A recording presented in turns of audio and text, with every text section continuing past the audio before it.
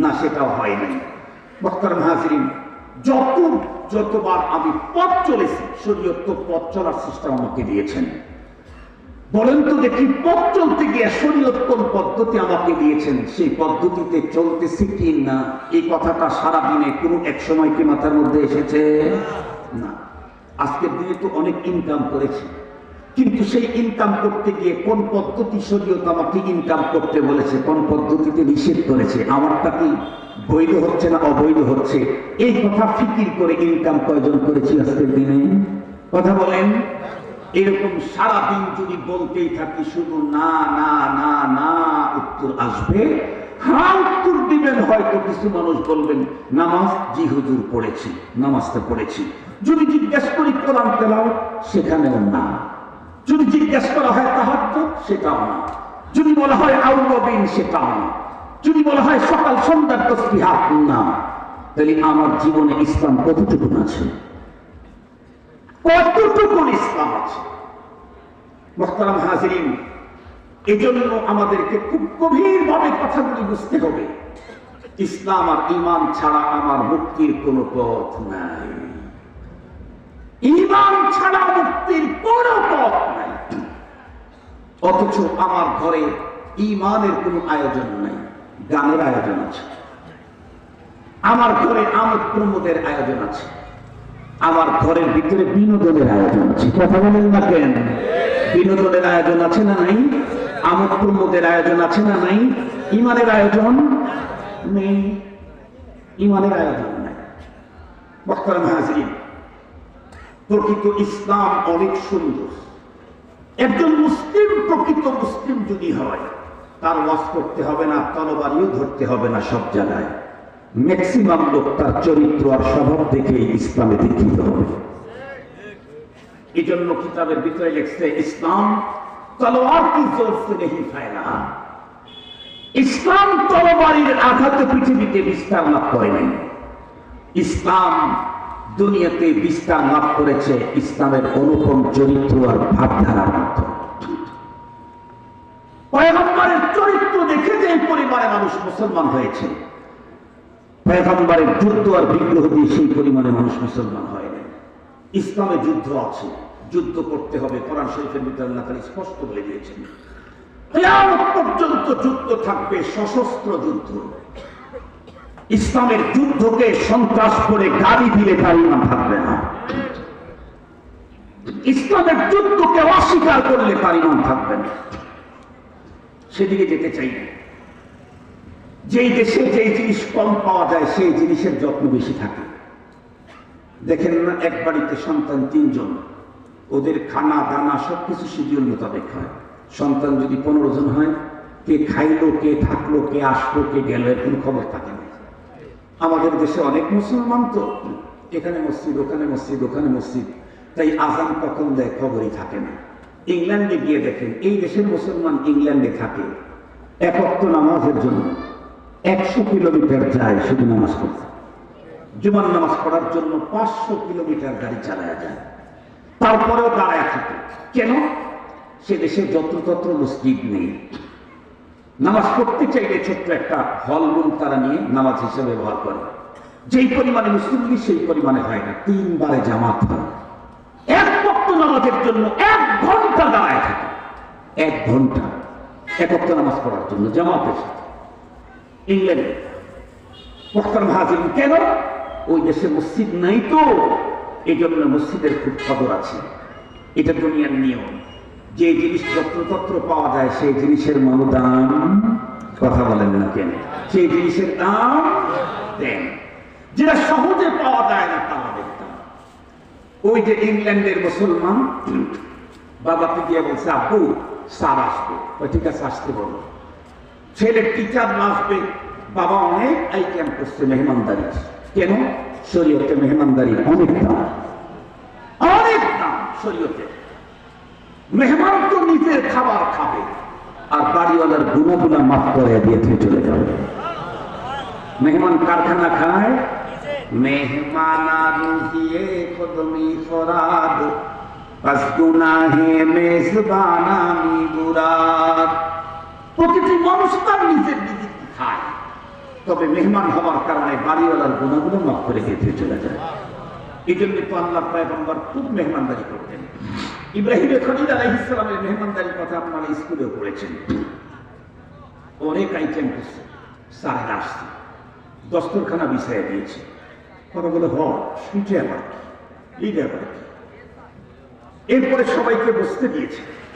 এতগুলি আইটেম দেখে ওরা অবাক, বলতেছে আপনি এগুলি কি করছেন? বলেন আপনি তো আমাদের সম্মানিত ব্যক্তি, আপনি আমার সন্তানের স্যার, আপনি সম্মানিত ব্যক্তি, অথচ অমুসলিম খ্রিস্টান।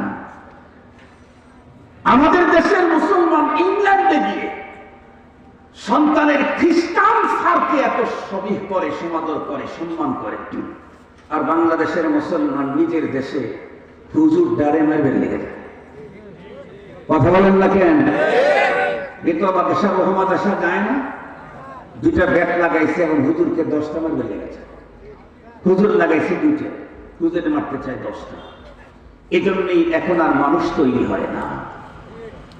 আমার বাবা আমাকে দিয়েছিল, বলেছে গোশত আমার দরকার নাই, হাড্ডিগুলো থাকলেই হবে। তাই আল্লাহ পাক আমাদেরকে মানুষ বানাইছে। আর কি বলে, আমার ছেলেকে আঘাত করতে পারবেন না। আঘাতই যদি না করতে পারে তাহলে আপনার বাসায় রাখেন।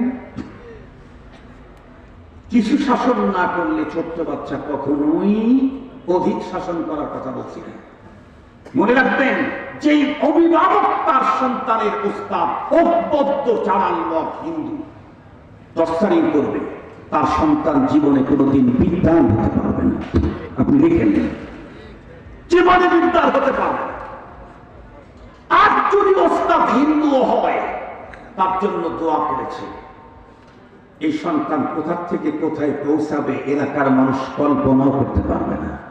তার মর্যাদার দিকে ভাবে তাকাবে, টুপি পড়ে যাবে। তার পাওয়ার চেয়ারের দিকে তাকাবে তো টুপি পড়ে যাবে। এত উঁচা চেয়ার আল্লাহ তারা দান করবে। সেদিকে যেতে চাই না। অনেক আইটেমের নাস্তার সামনে হাজির করে বলছে আপনারা একটু প্লিজ। তো বলতেছে আমরা আসলে নাস্তা খেতে আসেনি। তো কেন আসছেন? পয়সা আশ্চর্য না। গতকাল কি ক্লাসের সব ছাত্রদেরকে তাদের ম্যান্ডেট যাচাই করতেছিলাম, কে কি হতে চাও। সবাই বললো ডাক্তার, ডক্টর, অমক তমক, এই সেই। আপনার ছেলের কাছে আসার পরে জিজ্ঞেস করি, আপনার ছেলে বলে সে সাহাবী হতে চায়। আমরা সাহাবী কোন ডিগ্রি এটা আমরা এখনো জানি না। এটা কোন ডিগ্রির নাম এটা জানতে আসছি। এ কথা যখন বলছে ছেলের বাবা, তখন মনের অজান্তে চোখের কর্নার দিয়ে পানির ফোঁটা পড়া শুরু হয়ে গেছে। আবেগের কারণে, অতি আনন্দের কারণে। আমি সফল, আমার ছেলে সাহাবী হতে চায়। অভিভাবকের চোখের কর্নারে পানি দেখে ওস্তাদ আরো ব্যাকুল। ছেলেকে জিজ্ঞাসা করলাম কি হতে চাও? বলে সাহাবী। সেই কথা বাবাকে জানাইলাম, বাবা এখন কান্না শুরু করছে। ইন্নালিল্লাহ। তাহলে আমরা কি করলাম? কোন কথা বলে কি করলাম? উনি চোখ মুছে বলেন, সাহাবীটা কোনো ডিগ্রির নাম না। তো আপনি কান্না করলেন কেন? উনি তখন উত্তর করলেন, আমি কান্না করলাম হলো এই কারণে যে আমার ছেলে সাহাবী হতে চায়। আমার জীবনের সবচাইতে বড় আকাঙ্ক্ষাই আমার সন্তান পূরণ করতে চায়। একটাইতে বড় আকাঙ্ক্ষা নাই। টিচাররা চিন্তা করলো তাহলে এটা যে কত বড় ডিগ্রি হবে আল্লাহ জানে, যেটা বাবাও চায়, সন্তানও চায়। যে ডিগ্রি অর্জন করতে চাওয়ার কারণে আবেগাপ্লুত হয়ে কেঁদে দেয়। তো জিজ্ঞেস করছে, বলেন তো দেখি সে কোন ডিগ্রি? এটা কোনো ডিগ্রি নেই তো কি? সাহাবী হলো এই পৃথিবীর এক প্রকারের মুসলিম জামাতের নাম। তারা কারা? আমাদের বিশ্ব নবী মুহাম্মদুর রাসূল সাল্লাল্লাহু আলাইহি ওয়াসাল্লামের হাতে হাত দিয়ে কালিমা পড়ে যারা মুসলমান হয়েছিলেন তারা। ওরা তখন বলে, ও মাই গড, হায় হায়, এটা কি বলেন? সে তো 1400 বছর 1500 বছর পিছনের কথা। উনি মুস্কি হাসিতে বললেন, জি। ওরা বলে, আমরা তো বুঝতেই পারতেছি না। আজকের প্রতিটি শিশু আগামী 1000 বছর সামনের স্বপ্ন দেখে, সেখানে আপনার শিশুটা বেগে গেল কেন? এটা আমাদের দেশে বুদ্ধিজীবীদের এ কথা, আমাদের দেশের এক শ্রেণীর শিক্ষিত লোকের এ কথা। মোল্লারা এই দেশকে পিছনের দিকে নিয়ে যেতে চায়।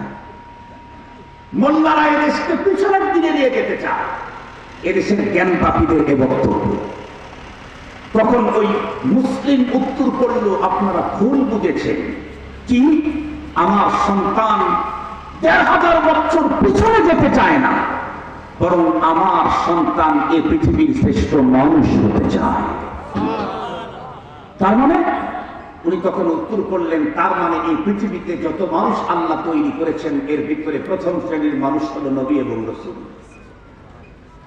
নবী রাসূলদের পরে পৃথিবীর সবচাইতে সেরা মানুষ হলো সাহাবায়ে কেরাম। যেই সাহাবীদের মতো ঈমান আনতে আল্লাহ আমাকে অর্ডার করেছেন, আপনাকে অর্ডার করেছেন। খুব ভালো করে বুঝবেন। আল্লাহর কোরআনে আল্লাহ বলেন, وَإِذَا قِيلَ لَهُمْ آمِنُوا كَمَا آمَنَ النَّاسُ قَالُوا أَنُؤْمِنُ كَمَا آمَنَ السُّفَهَاءُ أَلَا إِنَّهُمْ هُمُ السُّفَهَاءُ وَلَكِنْ لَا يَعْلَمُونَ। এই আয়াতে কারিমাতে আল্লাহ পাক বলেন, মুনাফিকদেরকে যখন বলা হতো তোমরা ঈমান গ্রহণ করো কেমন, নবীজি সাহাবায়ে কেরাম ঈমান এনেছে যেমন, আমানান নাস বলেছেন, আমানার রাসূল বলেন নাই।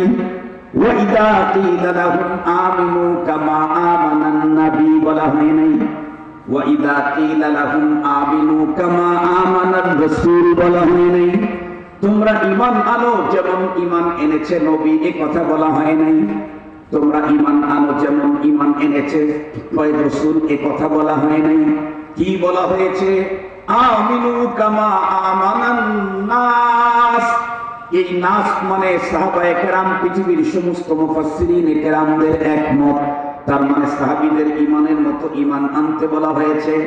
এখন কেউ যদি বলেন, হুজুর কি বললেন, আমরা তো ঈমান আনবো নবীর মতো, তাহলে বলবো নবীর মতো ঈমান আনতে কোরআনের কোন আয়াতে আপনাকে অর্ডার করেছে দেখা? কোন আয়াতে আল্লাহ নবীর মতো ঈমান আনতে পৃথিবীর কোন মানুষকে বলেন নাই। কেন? নবীর মতো ঈমান আনার যোগ্যতা পৃথিবীর কোন মানুষের চিরকাল হবে না, কোনদিন সম্ভব না। কেন? নবীজির কিছু ঈমান আছে বিল মুশাহাদা, নিজের চোখে দেখে। খুব ভালো করে বুঝবেন, আল্লাহ পাকের রাসূল জান্নাতের প্রতি ঈমান আছে, দেখে না না দেখে? কথা বলেন না কেন? নিজের চোখে দেখে। জান্নাতের প্রতি রাসূলের ঈমান দেখে না না দেখে? দেখে। আল্লাহর প্রতি রাসূলের ঈমান দেখে না না দেখে? কথা বলেন না কেন? মেরাজে গিয়ে আল্লাহর সাথে আমার রাসূলের দেখা হয় নাই? কথা বলেন, দেখা হয় নাই? ফাদানা ফাতাদাল্লা ফাকানা কাবা কাউসাইনি আও আদনা। দেখা হয়েছে আল্লাহ পাকের সাথে, আল্লাহ পাকের রাসূলের দেখা হয়েছে। সঙ্গত কারণে আল্লাহর প্রতি ঈমান নবীজির বিল মুশাহাদা, জান্নাত জাহান্নামের প্রতি ঈমান রাসূলের বিল মুশাহাদা। আমাকে যদি বলা হতো নবীর মতো ঈমান আনো, তাহলে আমাদেরও আর কোন সফরে যাই না যাই, মেরাজে একবার যাওয়াই। মেরাজে যাওয়া ছাড়া তো আর জান্নাত রাসূল দেখেন নাই, মেরাজে যাওয়া ছাড়া তো জাহান্নাম রাসূল দেখেন নাই, মেরাজে যাওয়া ছাড়া তো আল্লাহর সাথে আমার রাসূলের সাক্ষাৎ হয় নাই। বলুন তো দেখি, মেরাজ কি আমাদের দ্বারাই সম্ভব? পৃথিবীর কোন নবীর দ্বারাই তো হয় না। কথা বলেন না কেন? পৃথিবীর আর কোন নবীর দ্বারাই মেরাজ হয়েছে সশরীরে? একমাত্র আমার রাসূলের এই স্পেশাল সফর আল্লাহ পাক তাকে দিয়েছিলেন। এমনি না দেখেও ঈমান আছে, কিন্তু না দেখার ঈমান আর দেখার ঈমানের কম বেশি হবে না? হবে না? কোরআন শরীফের মধ্যে আছে। এক রাসূল আল্লাহ পাককে দেখে বললেন, রব্বি আরিনি কাইফা তুহয়িল মাউতা। আল্লাহ তুমি আমাকে দেখাও তো মরা দ্বারা তুমি কেমনে জিন্দা করবা? আল্লাহ তার রাসূলকে ডেকে বললেন, আওয়ালাম তুমিন, তোমার কি বিশ্বাস হয় না নবী? অবিশ্বাস আবার নবী হবে কেমনে? অবিশ্বাসী কি কেউ নবী হতে পারবে? তো আল্লাহ বললেন, আওয়ালাম তুমিন, তোমার কি বিশ্বাস হয় না? আল্লাহ কোরআনে আল্লাহ তাআলা রাসূল তখন উত্তর করলেন, ওয়ালাকিন লিয়াতমাইন্না কলবি। আপনি যে মরাটাকে জিন্দা করতে পারেন করবেন, 100-র উপরে আমার ঈমান আছে, কিন্তু দেখলে যে মনের স্যাটিসফ্যাকশন আসবে, এটা তো না দেখলে হয় না। ঠিক বললাম না? ঠিক বললাম? বিশ্বাস আমার ওভার 100, কিন্তু দেখলে যে স্যাটিসফ্যাকশনটা আসবে, এটা তো না দেখলে হয় না। আল্লাহ পাক রব্বুল আলামিন তখন রাসূলকে বললেন, আপনি এই কাজ করেন। ওইটা আরেকটা আলোচনার বিষয়, সেদিকে যেতে চাই না। তাহলে নবী আলাইহিস সালামের ঈমান বিল মুশাহাদা, পৃথিবীর কোন মুমিনের ঈমান আল্লাহ, জান্নাত এবং জাহান্নামের ঈমান বিল মুশাহাদা হওয়ার কোনো সম্ভাবনা নাই।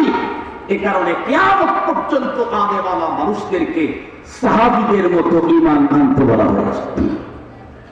এখন ওদের প্রশ্ন হলো, বুঝলাম পৃথিবীর সবচেয়ে সেরা মানুষ নবীদের পরে সাহাবী, কিন্তু সেই লোকগুলো তো 1400 বছর আগে চলে গেছে, এতদিন পরে